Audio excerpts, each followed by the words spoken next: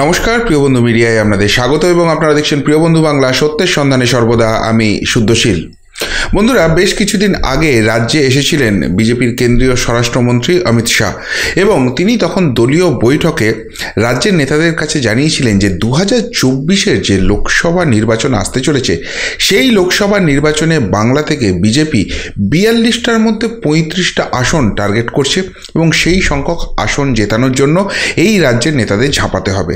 অনেকেই চমকে গিয়েছিলেন কথাটা শুনে যে এই কি বলছেন অমিত শাহজি, কেননা গতবার 2019-এ বাংলা থেকে 18টা আসন বিজেপি পেলেও সেটা তৃণমূল বিজেপিকে খুব একটা সিরিয়াসলি নেয়নি বলে হয়ে গেছে, বা সাধারণ মানুষ যে এরকমটা করতে পারে এটা তৃণমূলের ধারণাতে ছিল না বলেই হয়ে গেছে। তারপর 2021-এ ওই ভরাডুবি হওয়ার পর অর্থাৎ 3 থেকে 77টা আসন বাড়া অনেকে গরিমা বলেন, কিন্তু অ্যাকচুয়ালি যেখানে বিজেপি নারা লাগিয়েছিল আপকি বার 200 পার, 200 দূরের কথা 100 ক্রস করলো না, 77-এ থেমে গেল, সেই জায়গা থেকে অমিত শাহ যে কথাটা বলছেন তার সঙ্গে বাস্তবের কতখানি ভিত্তি আছে। এবং পোড় খাওয়া রাজনীতিবিদ অমিত শাহ তিনিও কিন্তু খুব ভালো করে বুঝেছিলেন যে তার এই কথা হজম হচ্ছে না এই বঙ্গ বিজেপির নেতাদের। তিনি তখন মুচকি হেসে নাকি দলীয় নেতাদের বলেছিলেন, আচ্ছা এই মুহূর্তে আপনারা এই রাজ্যের শাসক দল তৃণমূলের অবস্থা কতটা খারাপ মনে করছেন। তখন ওই পার্থ চ্যাটার্জিটা যে গ্রেপ্তার হয়েছেন ওই সময়ের ঘটনা এটা। তখন তারপর তিনি বলেছিলেন যে আপনারা এই রাজ্যে তৃণমূল কংগ্রেসের অবস্থা যতটা খারাপ ভাবছেন, তৃণমূল কংগ্রেসের অ্যাকচুয়াল অবস্থা তার থেকেও খারাপ। একদম তিনি দৃপ্ত কণ্ঠে এই কথা নাকি বঙ্গ বিজেপির নেতাদের জানিয়ে গিয়েছিলেন। এবং এই 35-এর আসন জেতা যে শুধুমাত্র কথার কথা নয়, সেইটা তিনি তার স্ট্র্যাটেজি, তিনি তার আলোচনায় একদম প্রকাশ করে দিয়ে গিয়েছিলেন। এবং সেই দিন থেকেই কিন্তু রাজ্যে বিজেপি সেইটা জেতার জন্য ঝাঁপাচ্ছে। কিন্তু তাহলেও সাধারণ মানুষের মনের মধ্যে একটা আশা আশঙ্কার দোলাচল সবসময় ভুগছে। এখানে এক শ্রেণীর মানুষ আছেন যারা চান এই রাজ্যে পরিবর্তন হোক, যারা চান এই রাজ্যে বিজেপি জিতুক, তৃণমূল কংগ্রেসকে একটা শিক্ষা দেওয়ার দরকার আছে। কিন্তু অন্যদিকে তারা আবার কিছুটা হলেও আশাহত এই যে দুর্নীতি বিরোধী অভিযান চলছে, দুর্নীতির বিরুদ্ধে যে লড়াই চলছে, সেখানে সত্যি সত্যি বিজেপি আন্তরিক তো, নাকি সেখানে কোথাও ছদ্ম ব্যাপার রয়েছে। আর যদি সেই জায়গাটাই হয়, যদি পিছন থেকে তৃণমূল কংগ্রেসকে বিজেপি সাপোর্ট দিয়ে যায়, হাওয়া দিয়ে যায় সোজা বাংলায়, তাহলে এই বিজেপিকে সমর্থন করে কি লাভ আছে। আর অন্যদিকে তৃণমূল কংগ্রেসের সংগঠন যেরকম রয়েছে, তারা এখনও রাজ্যে যেভাবে দাপিয়ে রাজনীতিটা করে বেড়াচ্ছে, সেই জায়গায় সত্যিই 35 আসন বিজেপির জেতা সম্ভব, নাকি ওই 35টা আসন তৃণমূলের বাক্সেই যাবে। এই অবস্থায় গতকাল কিন্তু একটি সমীক্ষা সামনে এসছে এবং সেই সমীক্ষা সামনে আসতেই সেখানেই কিন্তু চমকে গেছেন সকলে। আপনারা মোটামুটি আসন সংখ্যাটা সকলেই জেনে গেছেন, কিন্তু সেই আসন সংখ্যার থেকেও আরও বেশ কিছু ইন্টারেস্টিং তথ্য সেই ওপিনিয়ন, সেই সমীক্ষায় উঠে এসেছে, যেটা আপনাদের সামনে তুলে ধরবো। এবং সেই জায়গাটা দেখলে আপনারাও বুঝতে পারবেন যে অমিত শাহ হয়েছেন এমনি নয়। রাজনৈতিকভাবে তার মতের সঙ্গে আপনি মিল থাকতে পারে, আপনার নাও থাকতে পারে, সেটা ডিফারেন্ট স্টোরি, কিন্তু তিনি যে একজন পরিপক্ক রাজনীতিবিদ এবং শুধু কথার কথা শুধুমাত্র দলীয় কর্মীদের উজ্জীবিত করার জন্য একটা সংখ্যা ভাসিয়ে দেওয়া, তা কিন্তু তিনি করেননি। তিনি কিন্তু রীতিমতো অঙ্ক কষে সেই জায়গাটা ভেবে রেখেছেন এবং সেটাকে অ্যাচিভ করার জন্য কি করা দরকার সেটাও তিনি করছেন। কি এর পরে বিজেপির স্ট্র্যাটেজি হতে পারে সেটা নিয়ে তো কথা বলবোই, কিন্তু সেই সমীক্ষায় যে ডেটাগুলো উঠে এসছে সেগুলো আপনাদের একবার দেখাই। আসন সংখ্যা একদম লাস্টে দেখাবো, কেননা আমার মনে হয় ইতিমধ্যেই আপনারা জেনে গেছেন, সেটা ইম্পর্টেন্ট নয়। এই সমীক্ষায় দুটো পার্ট ছিল মূলত, একটা ছিল বাংলা কেন্দ্রিক পার্ট, একটা ছিল ওভারঅল ইন্ডিয়ার পার্ট। অর্থাৎ ওভারঅল ইন্ডিয়ার ডেটা নিয়ে একটা জায়গা দেখানো হয়েছে এবং বাংলা থেকে যে ডেটাটা কালেক্ট করা হয়েছে সেই ডেটাটা নিয়েও কিন্তু এখানে একটা রিপোর্ট দেওয়া হয়েছে। এবং সেই যে বাংলা থেকে নিয়ে দেওয়ার ডেটাটা, সেটা কিন্তু খুব চমকপ্রদ।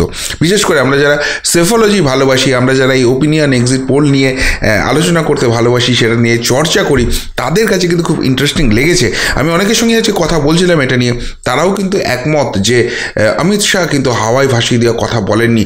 এবং এই ফলাফলটা সামনে এসছে, এটাই যদি ট্রেন্ড থাকে, আরও কয়েকটা সমীক্ষা হলে জানুয়ারি ফেব্রুয়ারি মাস নাগাদ আরও বিভিন্ন সংস্থা সমীক্ষা করবে, সেইখান থেকেও কিন্তু হাওয়াটা বোঝা যাবে এবং বোঝা যাবে যে সত্যি সেই 35টা অ্যাচিভ করার মতো জায়গায় আছে কেন অনেকগুলো ফ্যাক্টর আছে যেগুলো এখনও কিন্তু ক্যাপচার হওয়া বাকি রয়েছে।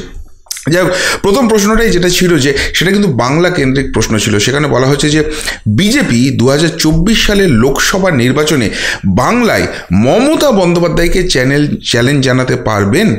এই প্রশ্নটা কিন্তু ছিল বাংলার মানুষের কাছে, কেননা বাংলার মানুষের থেকে ভালো এই প্রশ্নের উত্তর কেউ দিতে পারবেন না। এবং সেখানে যে রেজাল্ট এসে সেটা কিন্তু রীতিমতো চমকে দেওয়ার মতো। 54% মানুষ মনে করছেন হ্যাঁ বিজেপি চ্যালেঞ্জ দিতে পারবে। আবারও বলছি, এটা কিন্তু প্রশ্নটা ভালো করে বুঝুন। এটা বলছে না যে বিজেপি জিতবে, তৃণমূল জিতবে, সিপিএম জিতবে, এই প্রশ্নে যাচ্ছে না। এই রাজ্যে তৃণমূল কংগ্রেস মমতা বন্দ্যোপাধ্যায়কে চ্যালেঞ্জ জানাতে পারবে বিজেপি, এই প্রশ্নটা ছিল। সেখানে 54% বলছেন হ্যাঁ পারবে, 36% বলছেন না পারবেন না, আর জানি না বা বলতে পারবো না বলছেন 10%। এবার এই ডেটাটা যদি একটু ভালো করে অ্যানালিসিস করেন, যারা বলছেন যে না চ্যালেঞ্জ জানাতে পারবে না তারা কিন্তু কট্টর তৃণমূলী, অর্থাৎ 36% যে ভোট সেটা কিন্তু তৃণমূলের দিকে থাকতে পারে। এই ডেটা কিন্তু সেটাই ইঙ্গিত দিচ্ছে। যারা কট্টরভাবে মনে করছেন যে না মমতা বন্দ্যোপাধ্যায় বা তৃণমূল কংগ্রেসের সামনে বিজেপি অন্য কোনো দল, তারা কিন্তু ভাবতে পারছে না যে মমতা বন্দ্যোপাধ্যায়কে চ্যালেঞ্জ করতে পারবে না। এবার 54% মানুষ বলছে হ্যাঁ পারবে, তাহলে 36% যদি না বলে, তারা যদি তৃণমূলী হয়, এই 54%ই কি বিজেপি? না, এই 54% বিজেপি নয়। কিন্তু এর একটা বড় অংশ হচ্ছে বিজেপি। কেননা যারা অন্য দলে আছেন, ধরুন বামফ্রন্ট, তারা বামফ্রন্টকে ভোট দেবেন, তারা কংগ্রেসকে ভোট দেবেন, বা তারা নিউট্রাল, তারা কোনো দলকে ভোট দেবেন না, তারা সিচুয়েশন দেখে, প্রার্থী দেখে তারা ভোট দেন। তারা মনে করছেন যে বিজেপি কিন্তু চ্যালেঞ্জার, অর্থাৎ তৃণমূল কংগ্রেসের যে খেলাটা ছিল এখানে বি টিম এবং সি টিম হিসেবে সিপিএম এবং কংগ্রেসকে ময়দানে নামিয়ে দেওয়া এবং তারাই বিরোধী, এই জায়গাটা করা যাতে বিরোধী ভোট ভাগ হয়, সেটা কিন্তু নয়। 54% মানুষ হ্যাঁ বলছে, মানে ভোটটা কিন্তু কনসলিডেট হওয়ার চান্স আছে। অর্থাৎ এক্ষেত্রে বিজেপি কিন্তু 42, 43, 45% of the vote, 46% of the vote কিন্তু নিজেদের দিকে নিয়ে চলে আসতে পারে। এটা কিন্তু সেটাই ইঙ্গিত দিচ্ছে। এবার জানি না বলছে 10%, এই জায়গাটায় এই 10% ভোট যেটা, এটা হয় কংগ্রেস নয় সিপিএম ভোট হওয়ার চান্সটা বেশি রয়েছে। কেননা তারা যেটা ভাবছেন যে বিজেপি করতে পারবে, এই কথাটা বলবো, এর মধ্যে একটা দোনামোনা ভাব থাকছে। আর মমতা বন্দ্যোপাধ্যায়কে কেউ চ্যালেঞ্জই জানাতে পারবে না, এই জায়গাটা বলবো, সেটাও তাহলে তো তৃণমূল বিরোধিতা হচ্ছে। মানে এই যে জায়গাটা হয়ে যাচ্ছে, এই জায়গাটা থেকেই তারা কিন্তু কোনো জায়গা থেকেই উত্তর দিচ্ছে না, তারা নিউট্রালাইজ করছেন। অর্থাৎ এই 10% যে ভোটটা থাকছে, এটা কিন্তু বিজেপি এবং তৃণমূলের বাইরের ভোট, অর্থাৎ এটা কিন্তু বাম কংগ্রেসের দিকে যাওয়ার সম্ভাবনা রয়েছে। অর্থাৎ এই যে নির্বাচনী প্রাথমিক যে ট্রেন্ডটা, সেখানে 10%-এর কাছাকাছি বাম কংগ্রেস জোটের কাছে ভোট থাকতে পারে, 36% থাকতে পারে তৃণমূলের কাছে। এবার এই 54%-এর মধ্যে বলছি 42 থেকে 46% কিন্তু বিজেপির দিকে যাওয়ার সম্ভাবনা রয়েছে।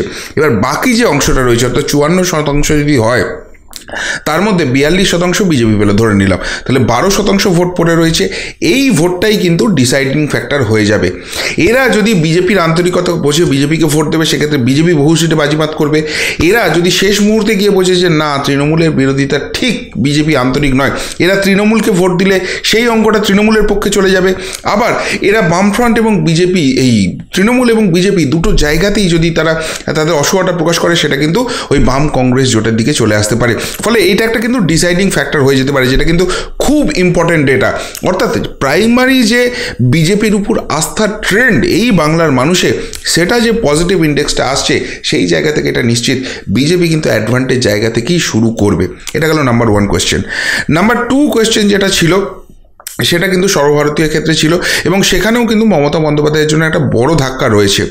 বিরোধী জোটের মুখ হিসেবে সবচেয়ে জনপ্রিয় কে? মমতা বন্দ্যোপাধ্যায়রা কিন্তু ভাসিয়ে দিয়েছিলেন মল্লিকার্জুন খার্গের নাম, এই তালিকায় তার নাম কোথাও আসছে না। এখনও রাহুল গান্ধীর নামের উপরই আস্থা রাখছে 34% মানুষ মনে করছে রাহুল গান্ধী। এমনকি রাহুল গান্ধী বাদ দিয়ে যারা অকংগ্রেসী অবিজেপি মুখ, যারা প্রধানমন্ত্রী হওয়ার স্বপ্ন দেখছেন, সেই তালিকাতেও মমতা বন্দ্যোপাধ্যায়ের প্রতি আস্থার যে ইন্ডেক্স, সেটা কিন্তু অনেক পিছনে থাকছে। অরবিন্দ কেজরিওয়াল 13%, নীতিশ কুমার 10%, এবং তারপর 4th জায়গায় থাকছেন মমতা বন্দ্যোপাধ্যায় 9% নিয়ে, এবং কোনো মতামত দিতে চায়নি 34%। অর্থাৎ এটা কিন্তু একটা বড় ফ্যাক্টর। যারা মতামত দিতে চাইছেন না, তার মানে তারা বিরোধী মুখের কোনো জোট হিসেবেই কাউকে দেখতে চাইছেন না, তারা কিন্তু বিজেপির উপরই আস্থাটা রাখতে চলেছেন।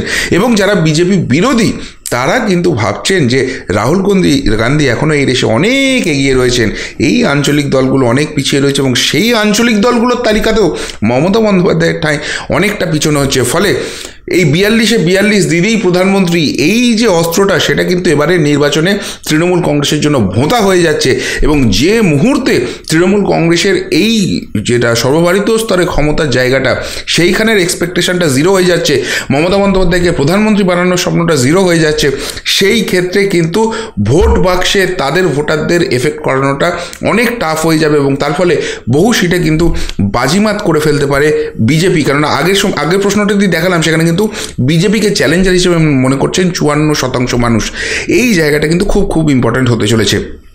এরপর যেটা আরেকটা প্রশ্ন ছিল, দেশীয় স্তরেই ছিল, সেখানে প্রধানমন্ত্রী হিসেবে কাকে চান, মানে এটা কিন্তু নরেন্দ্র মোদীকে ইনক্লুড করে। আগেরটা ছিল নরেন্দ্র মোদীই বিরোধী মুখ কে হচ্ছে, এখন প্রধানমন্ত্রী হিসেবে কাকে চান। সেখানে নরেন্দ্র মোদীর যে ইন্ডেক্সটা 59%, রাহুল গান্ধী 32%, অন্যান্যদের 4%। অর্থাৎ এখানে আবারও যে মোদী হাওয়া, মোদী ঝড়, এই জায়গাটা কিন্তু ইম্পর্টেন্ট হবে এবং নরেন্দ্র মোদী নিজে যখন প্রচারের ময়দানে নামবেন, সেটা কিন্তু বিজেপির জন্য পজিটিভ ইন্ডেক্স অবশ্যই করে দেবে। অর্থাৎ এখন যে সিচুয়েশন রয়েছে, নরেন্দ্র মোদীর প্রচারে আসা মানে সেই জায়গা থেকে সেই ইন্ডেক্সটা কিন্তু ডেভেলপ করবে, ভোট আরও বেশি বিজেপির দিকে কনসলিডেট হবে, এই ইঙ্গিতটা অন্তত এই অ্যান্সার থেকে উঠে আসছে। এরপর পরের প্রশ্নটা যেটা ছিল, সেটা অবশ্য বাংলায় ছিল। এইটা আবার খুব ইম্পর্টেন্ট জায়গা, যেখানে মনে করা হচ্ছে যে ক্ষমতায় আসবে কে। 60% মানুষ মনে করছেন যে বিজেপি এনডিএ জোট ক্ষমতায় আসবে, 35% মনে করছেন যে ইন্ডি জোট ক্ষমতায় আসবে এবং জানি না বা বলতে পারবো না, এমনটা মনে করেছেন 5% মানুষ। এখন বাংলার এই ডেটাটা কেন এত বেশি ইম্পর্টেন্ট হচ্ছে, দেখুন একটা জায়গা ভালো করে বুঝুন। বাংলায় একটা যে সিচুয়েশন দেখা যাচ্ছে, সেখানে কিন্তু তৃণমূল এবং বিজেপির মধ্যে একটা হাড্ডাহাড্ডি লড়াইয়ের ইঙ্গিত রয়েছে, যে লড়াইয়ে সামান্য হলেও বিজেপি অ্যাডভান্টেজ জায়গায় থেকে শুরু করবে, কিন্তু তাহলেও তৃণমূল কংগ্রেস যে বাংলায় বিজেপিকে কড়া টক্কর দেবে এবং বহু আসন তৃণমূল ছিনিয়ে নিতে পারে, এমন একটা সম্ভাবনা আছে। কিন্তু সেই সম্ভাবনাটার মধ্যেও আরেকটা ডেটা বলছে যে যতই তৃণমূল এখানে ভালো করুক, ক্ষমতায় কিন্তু সেই বিজেপি, সেই এনডিএ সরকারই আসবে। এবার এই জায়গাটা যখনই হবে, যেটা আমি আগের প্রশ্নটাই বললাম, যে প্রধানমন্ত্রীত্বের প্রশ্নে বা বিরোধী দলের মুখ হিসেবে মমতা বন্দ্যোপাধ্যায়ের জায়গা, সেখানে মমতা বন্দ্যোপাধ্যায়কে বা তৃণমূল কংগ্রেসকে ভোট দেবে এরকম বহু মানুষ রয়েছেন, কিন্তু তারাও খুব ভালো করে জানেন যে এই ভোটটা দেওয়া শুধু বিফলই হবে, এখানে কিন্তু এনডিএ জোটই ক্ষমতায় আসবে। এবার এই প্রবণতা যদি 60%-এর উপরে হয়, তাহলে সেই জায়গায় একটা যেটা রিফ্লেকশন হয়, অনেক সময় কিন্তু মানুষ ভাবেন হয়তো তিনি তৃণমূল কংগ্রেসকে পছন্দ করেন, কিন্তু যেহেতু সরকারটা হবে বিজেপির, আর এখানে তৃণমূলের আমি যদি সাংসদ পাঠাই, তৃণমূল এবং কেন্দ্রের সরকারের আমরা সম্পর্ক সবসময় দেখেছি ওই রাহু কেতুর মতো, একে অপরের সঙ্গে শুধু যুদ্ধ করে যায়, সেটা যে কারণেই হোক, কিন্তু তার ফলে যেটা আলটিমেট লাভ হয়, আলটিমেট ক্ষতি হয়।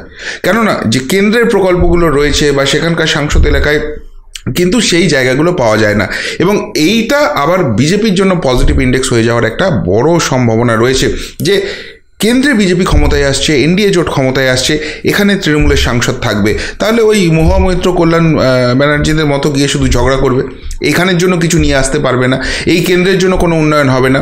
উল্টো দিকে যদি বিজেপির সাংসদ হয়, তাহলে সুকান্ত মজুমদার বালুরঘাট হিলি রেল স্টেশন, রেলপথ, সেই ব্যবস্থাটা করছেন। প্রত্যেক সাংসদই কিন্তু নিজের এলাকায় কেন্দ্রীয় প্রকল্প আনার চেষ্টা করছেন এবং সেখানকার বিধানসভাগুলো জেতার জন্য কেন্দ্র কিন্তু সেই জায়গাটা অনেকটা দরাজহস্ত হবে। এই যে জায়গাটা উঠে আসছে, সুতরাং এইটা কিন্তু বিজেপির জন্য একটা পজিটিভ ইন্ডেক্স হতে চলেছে এবং তার ফলে এই 60% মানুষ, বাংলার মানুষ মনে করছে যে কেন্দ্রে এনডিএ ক্ষমতায় আসবে, এটা কিন্তু তৃণমূলের ঘুম ছোটানোর জন্য যথেষ্ট। এবার একদম লাস্ট পয়েন্টটা আসছি, যেখানে বাংলায় কে কটা আসন পেতে পারে। 42টা আসন রয়েছে, যার মধ্যে ইঙ্গিত দিচ্ছে 23 থেকে 25টা পেতে পারে তৃণমূল কংগ্রেস, বিজেপি পেতে পারে 16 থেকে 18টা, বামফ্রন্ট কংগ্রেস 0 থেকে 2, অন্যান্যরা 0। এই ইকুয়েশন আসছে এবং সেখানে একটা খুব ইন্টারেস্টিং জায়গা দেখুন, এখানে বামফ্রন্ট কংগ্রেস 0 to 2 বলছে, তার মানে মনে করা হচ্ছে যে বামফ্রন্ট এবং কংগ্রেসের জোটটা হচ্ছে, আইএসএফও তাদের সঙ্গে থাকতে পারে, কিন্তু তৃণমূল এবং বিজেপি আলাদা আলাদা লড়ছে। কিন্তু এখন একটা নতুন সম্ভাবনা উঠে এসছে, কংগ্রেস তৃণমূলের সঙ্গে জোট করছে, এই জায়গাটা খুব ইন্টারেস্টিং হবে। তাতে কি সংখ্যালঘু ভোটের শিফটিংটা হবে? কংগ্রেস এবং তৃণমূলের যে জোট, তার ফলে সংখ্যালঘুদের ভোট পুরোপুরি সেই জোটটার দিকে চলে যাবে। অন্যদিকে সেক্ষেত্রে বামেরা 0-র দিকে চলে যাচ্ছে, সেই জোটটা ভেঙে যাচ্ছে এবং বিজেপির ক্ষতি হচ্ছে কিনা, এটা একটা ইন্টারেস্টিং পয়েন্ট রয়েছে।